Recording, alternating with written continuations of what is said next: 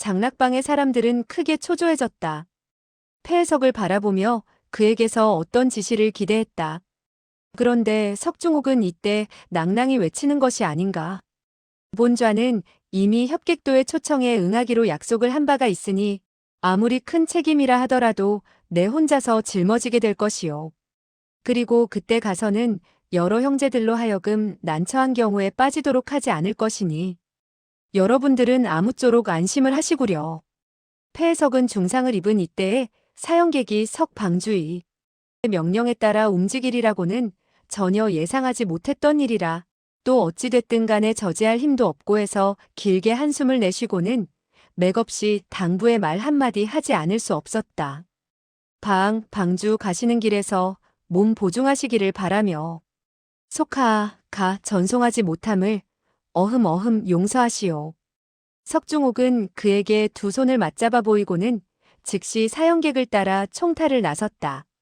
사형객은 냉소를 띠고 그를 돌아보며 입을 열었다. 계잡종, 너 이 멍청이 같은 녀석. 너는 폐의원의 지시를 받고서 나보고 설산파를 주살하라고 한 모양인데 설산파와 너는 도대체 무슨 관계가 있다는 것이냐? 너는 폐의원 그들이 정말로 너를 방주로 삼고자 하는 줄 아느냐? 다만 너를 자기들 대신 협객도로 보내서 죽도록 하자는 것뿐이다. 내 녀석은 멍청하게 실이 그와 같이 한때에 간악하고도 교활한 도적들과 의리를 지키고자 하다니. 그야말로 정말로 멍청한 일을 한 것이다. 너는 어째서 나보고 너에게 크게 유리한 일을 하라고 하지 않았느냐? 그러다가 그는 갑자기 한 가지 사실을 떠올렸다. 천만다행히도 그는 나보고 장락방의 방주를 대신해서 협객도로 가서 죽으라고 하는 지시는 내리지 않았구나. 그는 무공이 고강했지만 협객도에 대해서는 어찌됐든 간에 매우 꺼리는 바였다. 따라서 그는 이와 같은 생각에 자기도 모르게 속으로 웃으며 한마디 했다. 빌어먹을. 어찌됐든 간에 이 늙은이의 운수가 좋았다. 계잡종, 내가 만약에 한 푼이라도 더 총명했다면 이 늙은이는 그야말로 재수 옹붓게 되었을 것이다. 이때 석중옥이 이미 명령을 내려놓은 이상 사형객으로서는 그에 대해서 조금도 두려워하지 않게 되었다. 손을 써서 그를 때리거나 죽이는 일 이외의 말로서는 얼마든지 방자하게 굴 수가 있으며 거친 언사도 할 수 있는 것이었다. 그리고 이 녀석이 다시 자기에게 두 번째 일을 처리하도록 부탁한다 하더라도 그때는 그야말로 어림없다고 고개를 가로저었을 것이다. 이때 석중옥은 사형객에 웃고 하는 말이었지만 가시가 돋쳐 있는지라 웃음을 지어 보였다. 그것 참 정말 죄송하게 되었군요. 그러나 그는 속으로 혀를 찼다. 재미랄. 어찌됐든 간에 이 나으리는 운이 좋았지. 당신은 사람을 잘못 알았다. 계잡종이 만약 3푼이라도 좀 더 총명했다면 이 나으리께서 그야말로 크게 재수 옹붙을 뻔했단 말이다. 정당은 석중옥이 사형객을 방패막이로 삼고 있었지만 백자재에 대해서는 역시 매우 두려워했기 때문에 능소성으로 오르자마자 즉시 암습을 건의하게 되었다. 사형객이 그와 같은 제안을 들어보자 꼭 자기 마음에도 맞는지라. 즉시 세 사람은 몰래 능소성으로 숨어 들어가게 되었다. 석중옥은 이 능소성에서 단연간 살아왔기 때문에 각처의 길이나 여러 곳에 있는 문들에 대해서 매우 익숙했다.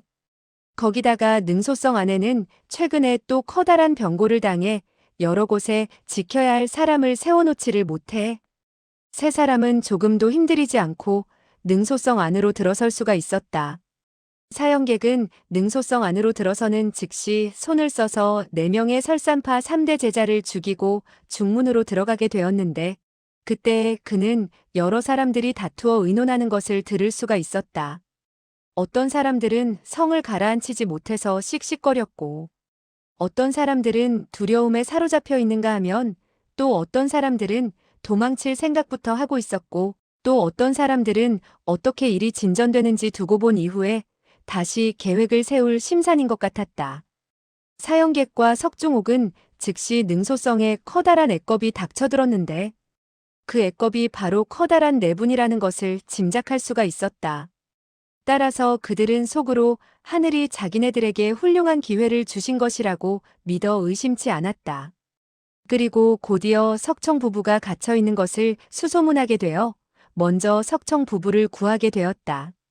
석중옥은 비록 사람이 차갑고 경박하여 행실도 좋지 못하지만 부모에 대한 정은 그런대로 아직도 좀 남아 있었기 때문에 사형객에게 부탁을 하지 않고 곧장 그를 이끌어서는 능소성 안에 죄인들을 가두어 두는 곳으로 유도해 갔던 것이었다. 따라서 사형객이 손을 써서 몇 사람을 죽이게 되었고 끝내 석청과 민유 두 사람을 구출해서는 대청에 이르게 되었다. 이때 산호파와 백만검 그리고 석파천 등은 정의 서곡에서 백자재와 이야기를 나누고 있었다.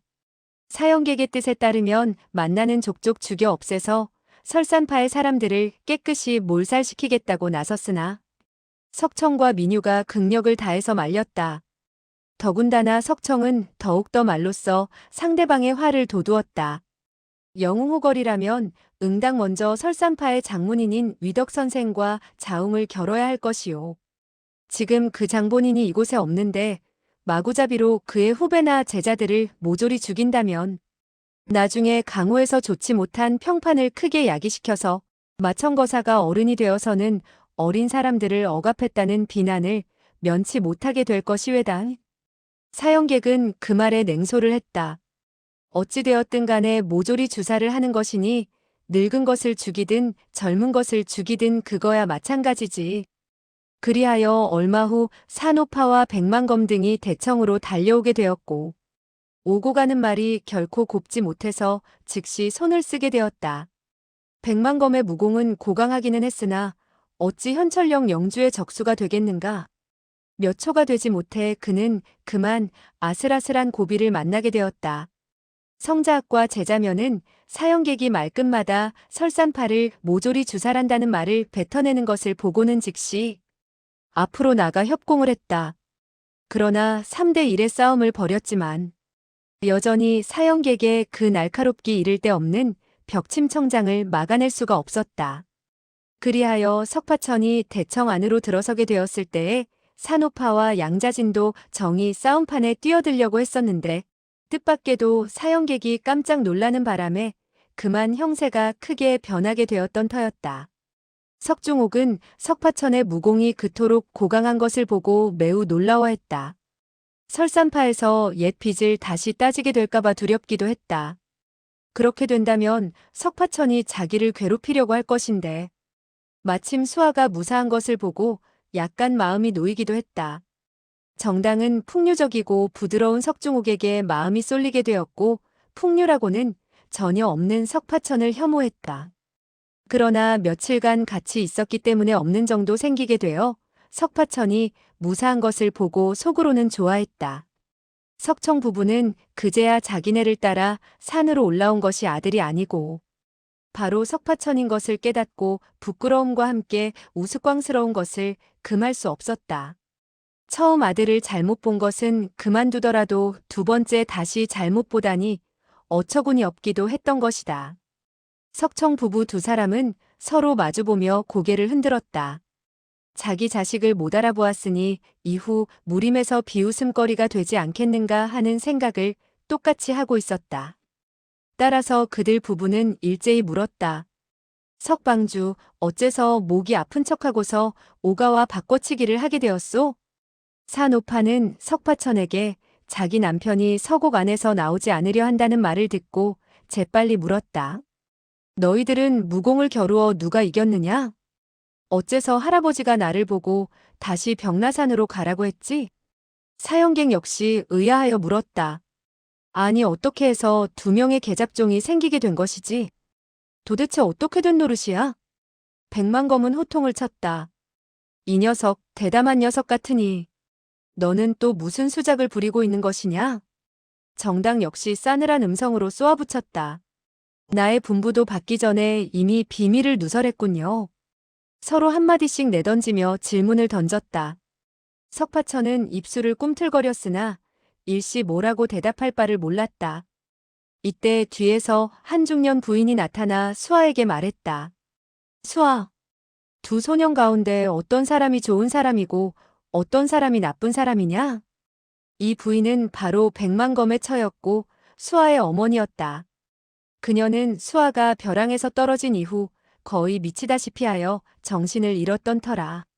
성작, 제자면, 요자녀 등이 모반을 꾀하게 되었을 때도 그녀를 아랑곳하지 않았던 것이다. 이번에 수아가 조모를 따라 성으로 들어오게 되었을 때 첫 번째로 달려가서 찾은 사람이 그녀의 어머니였다. 그녀의 어머니는 사랑하는 딸을 보자 대뜸 그만 정신을 차리게 되었고, 이때 그와 같은 질문을 하게 된 것이었다. 산호파는 큰 소리로 부르짖었다. 그 누구도 그렇게 묻지 마라. 하나하나씩 물어야지. 이와 같이 시끌벅적하게 물으면 누구의 말에 대답해야 될 바를 모르지 않겠느냐? 무사람들은 그와 같은 말을 듣자 조용해졌다. 사형객은 싸늘히 코웃음치며 더 말하지 않았다.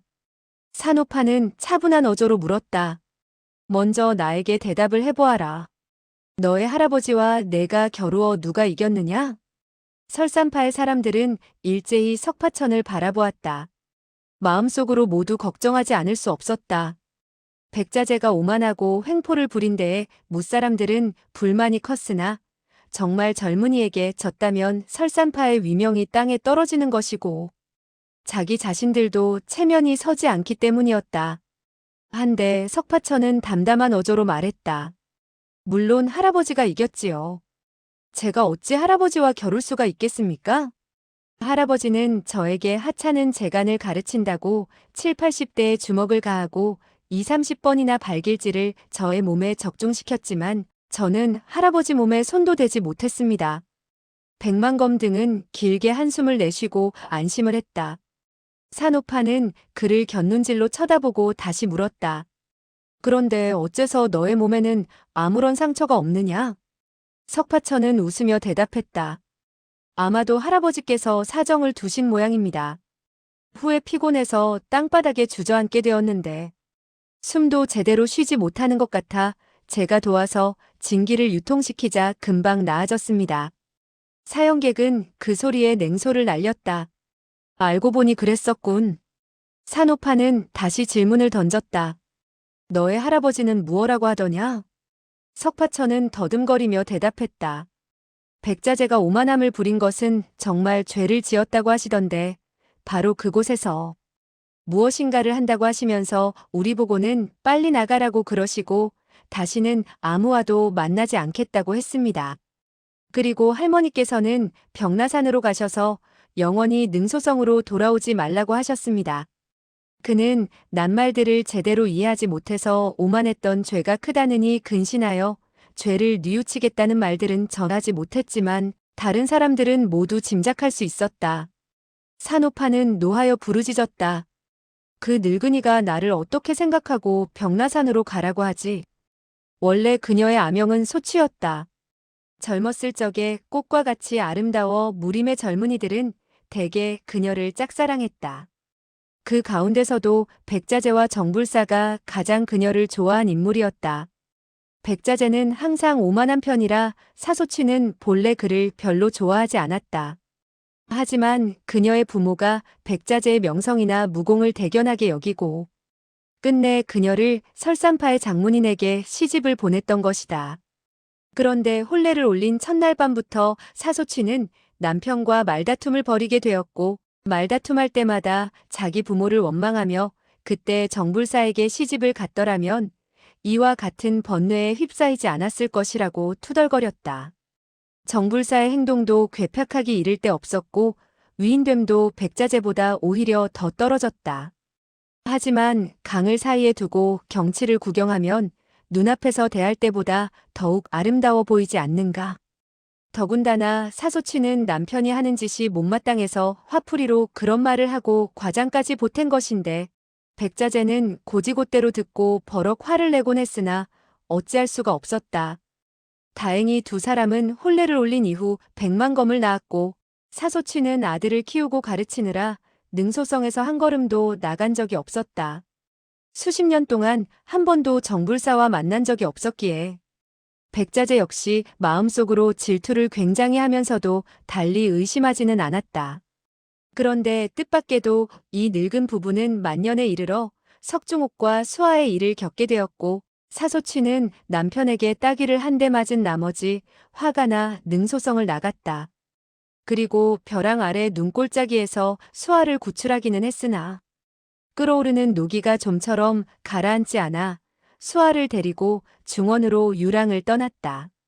한편으로는 남편이 자기 때문에 걱정과 불안에 휩싸이도록 하자는 의도였다. 그런데 진정 원수는 외나무 다리에서 만난다고 무창부에서 정불사를 만나게 되었다. 두 사람은 젊었을 적에 헤어졌다가 이제 허연백발이 되어서 다시 만나게 된 셈이라 그동안의 일들을 주고받았다. 정불사는 퍽 순정적이었다. 그는 시종 장가를 가지 않았을 뿐만 아니라 한사코 그녀에게 자기가 살고 있는 벽라산으로 가서 며칠 묵고 가라고 붙잡았다. 두 사람은 이때 이미 나이가 육순이 되었기에 남녀의 정을 논할 형편은 아니었다. 정불사가 그녀를 굳이 벽라산으로 초청한 것은 젊은 시절의 심원을 풀자는 것이었다. 옛날 마음속에 두었던 사람의 두 발이 벽라산의 파란 잔디밭을 밟기만 한다면 죽어도 미련이 없겠다는 생각이었다. 하지만 산호파는 대뜸 거절해버렸다. 정불사는 간청하다 나중에는 한사코 애걸하며 붙잡고 늘어졌다. 산호파는 노기가 끌어올라 좋지 못한 말을 하게 되었고, 그리하여 두 사람은 손을 쓰게 되었으나 산호파의 무공이 정불사보다 못했다. 다행히 정불사는 그녀에게 상해를 입힐 뜻이 없었다.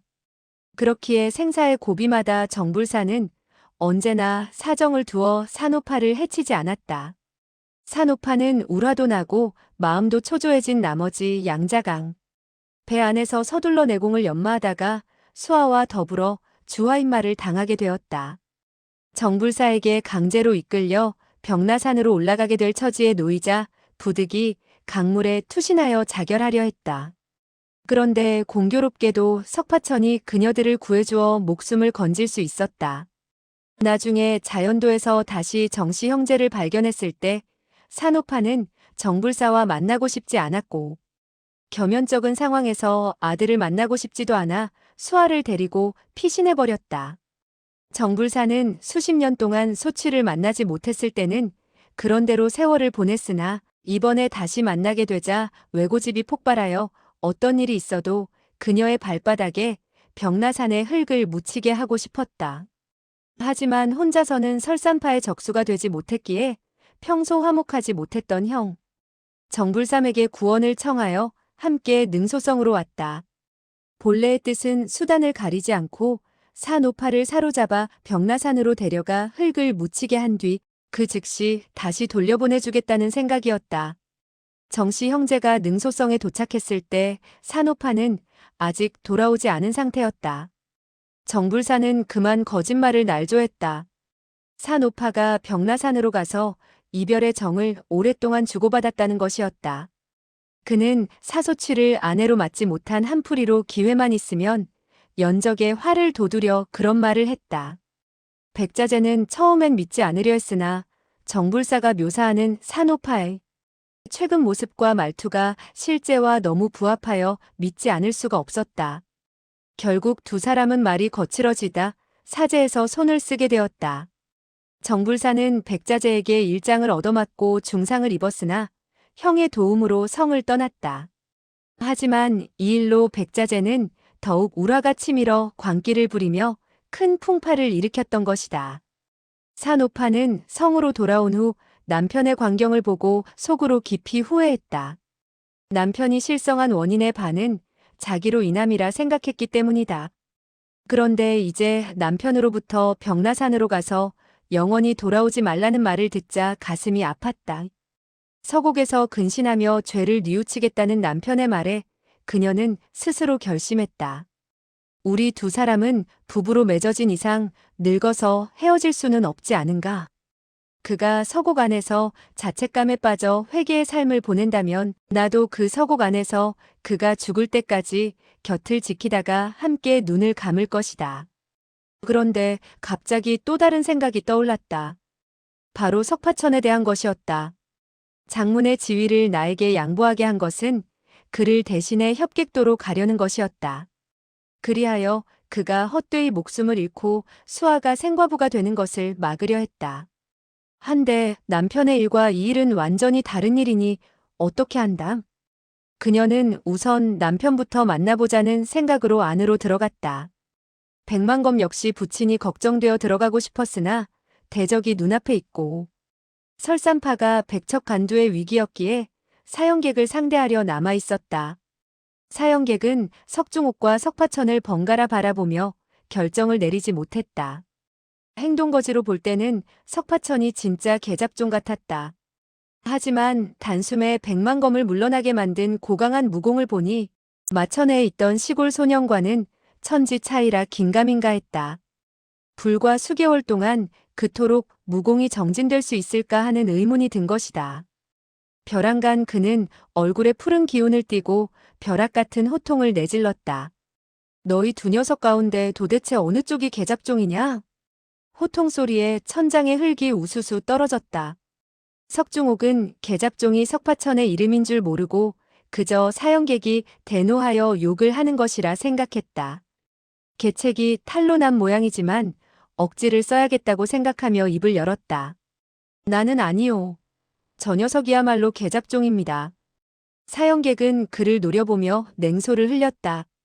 흐흐흐, 너는 정말 계잡종이 아니냐? 석중옥은 그 시선에 전신의 솜털이 곤두서는 것을 느끼고 재빨리 말했다. 나는 아니외다. 사형객은 다시 석파천을 향해 물었다. 그럼 내가 계잡종이냐? 석파천은 고개를 끄덕였다. 그렇습니다, 노백부님. 가르쳐주신 무공을 연마하고 있었는데 갑자기 전신이 더워졌다가 얼음같이 차가워지는 고통을 견디지 못하고 정신을 잃었습니다. 깨어나 보니 잇따라 이상한 사건들이 들이닥치더군요. 그는 빙그레 웃으며 다시 입을 열었다.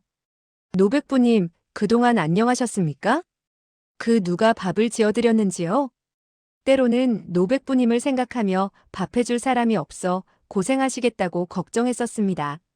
그의 눈에는 진심 어린 걱정이 가득했다. 사형객은 더는 의심할 수 없었다. 이 바보 녀석은 나에게 퍽이나 참된 정을 가지고 있었구나. 그는 고개를 돌려 석중옥을 향해 외쳤다. 내 녀석은 감히 이 사람을 사칭하고 나를 희롱하다니, 흐흐. 감히 죽지 않고는 정신을 못 차리겠군. 석청과 민유는 그의 얼굴에 푸른 기운이 서리고 안광이 빛나는 것을 보고 아들에게 기만당했다는 사실에 그가 분노하고 있음을 깨달았다. 이제 손만 쓰면 아들이 시체가 될 판이라 황망히 달려나가 몸으로 막았다. 민유가 떨리는 음성으로 말했다. 사선생, 넓은 아량으로 이 어린 사람의 무지함을 용서하십시오. 제가 큰절로 사과를 드리겠습니다. 사형객은 속이 부글부글 끓어올랐다. 석중옥에게 속은 것은 둘째치고 이렇게 되면 현철령을 두고 한 맹세가 물거품이 되기에 답답한 심정을 가눌 수 없었다. 이 사모가 새파란 당신네 아들에게 기만을 당했는데 절을 한다고 해서 없던 일이 될 줄 아시오? 저리 물러서시오. 호통과 함께 그는 소매자락을 떨쳤다. 산을 무너뜨릴 듯한 장력이 뻗어나왔다.